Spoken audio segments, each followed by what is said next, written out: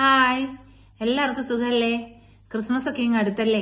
അപ്പൊ നമുക്ക് ക്രിസ്മസിന് ഒഴിച്ചുകൂടാനാവാത്ത ഒരു കാര്യമാണ് പ്ലം കേക്ക് എന്ന് പറയുന്നത്. അപ്പൊ നിങ്ങള് പ്ലം കേക്ക് ഒക്കെ ഉണ്ടാക്കാറുണ്ടോ? അപ്പൊ ഞാനാണെങ്കിൽ 6 മാസം മുമ്പേ ഡ്രൈ ഫ്രൂട്ട്സും നട്ട്സും എല്ലാം വൈനിൽ സോക്ക് ചെയ്ത് വെക്കുമായിരുന്നു. അപ്പൊ ഇപ്പം ഈ തവണ ഞാൻ ലേറ്റ് ആയി പോയി. പക്ഷെ ഇന്ന് അങ്ങ് ചെയ്യാമെന്ന് വിചാരിച്ചു. അപ്പം ഈ ഫ്രൂട്ട്സ് കട്ട് ചെയ്യുക എന്ന് പറയുന്നത് ഒരു ലോങ് ടൈം പ്രൊസീജിയർ ആയതുകൊണ്ട് തന്നെ ഒരു ഗ്ലാസ് ശംഖുപുഷ്പത്തിന്റെ ചായയൊക്കെ ആയിട്ടാണ് ഞാൻ പോണത്. ശംഖുപുഷ്പത്തിന്റെ ചായ എന്ന് പറഞ്ഞിട്ടുണ്ടെങ്കിൽ ഞാൻ ഉണങ്ങിയ ശംഖുപുഷ്പം നാട്ടിൽ നിന്ന് കൊണ്ടുവന്നേക്കണതാണ്. വീട്ടിൽ റാണി ചേച്ചി എനിക്കിത് ഉണക്കി തന്നു വിടുന്നതാണ്.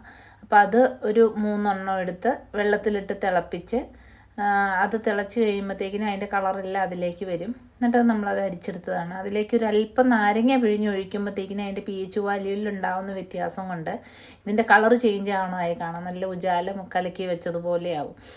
പക്ഷേ ഇത് നല്ലതാണ് കുടിക്കണേന്നാണ് പറയണത്.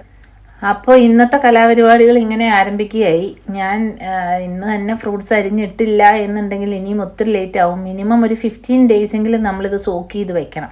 അപ്പം അതിനുവേണ്ടി 2 കുപ്പി ഞാൻ നല്ലപോലെ കഴുകി നല്ലപോലെ ഉണങ്ങണം. ഒരു തുള്ളി പോലും വെള്ളമൊന്നും ഉണ്ടാവരുത്. വെള്ളമൊക്കെ ഉണ്ടെങ്കിൽ നമ്മളിത് ചെയ്യുന്നതെല്ലാം വേസ്റ്റായി പോവും. അപ്പം ഞാൻ ഇത്രയും ഫ്രൂട്ട്സാണ് എടുക്കുന്നത്. ഞാൻ ടൂട്ടി ഫ്രൂട്ടി പോലെയുള്ള ഫ്രൂട്ട്സ് ഒന്നും എടുക്കുന്നില്ല.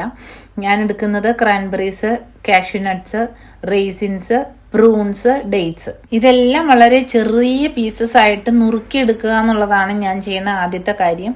അപ്പം നിങ്ങൾക്കൊക്കെ നുറുക്കാണ്ടാണ് ഇടാറുള്ളത് എന്നുണ്ടെങ്കിൽ അങ്ങനെ ഇടാൻ പക്ഷേ ഈ പ്രൂൺസിൻ്റെ ഡേറ്റ്സിൻ്റെ ഒക്കെ അകത്ത് സീഡ്സ് ഉണ്ട്, അത് റിമൂവ് ചെയ്യണം. പിന്നെ വളരെ ചെറിയ പീസസ് ആയിട്ട് നുറുക്കിയെടുക്കുകയാണ് എങ്കിൽ അത് പെട്ടെന്ന് ഈ വൈനെല്ലാം അബ്സോർബ് ചെയ്യും.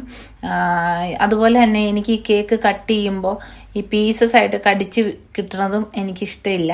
ഇതാവുമ്പോൾ അതിനോടെല്ലാം മിക്സായി നിൽക്കും. നമുക്ക് അങ്ങനെ പീസായിട്ട് കടിക്കാൻ കിട്ടുന്നത് കാഷ്യൂനട്ട് മാത്രമേ കിട്ടുള്ളൂ. അപ്പം ഞാൻ വലിയ ബേക്കറൊന്നും ആയിരുന്നില്ല കേട്ടോ.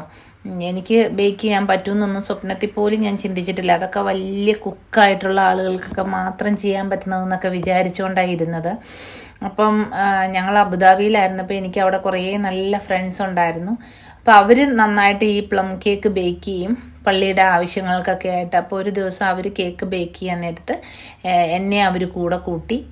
കേക്ക് ഉണ്ടാക്കുന്നതിന് വേണ്ട ആദ്യ പാഠങ്ങളെല്ലാം അവരെനിക്ക് പറഞ്ഞു തന്നു. നല്ല ഓർമ്മകളാണ് കേട്ടോ. ഞങ്ങളെല്ലാവരും ഒരു വീട്ടിൽ കൂടും. നല്ല രസമാണ്. ചിരിച്ച് കളിച്ച് വർത്തമാനങ്ങളെല്ലാം പറഞ്ഞ് ഞങ്ങൾക്ക് ഭയങ്കര മാനസികമായൊരു സന്തോഷം കൂടിയായിരുന്നു അത്. എന്നെ സംബന്ധിച്ചിടത്തോളം അതെല്ലാം പുതിയ പുതിയ അറിവുകളും സന്തോഷവും സ്നേഹവുമായിരുന്നു.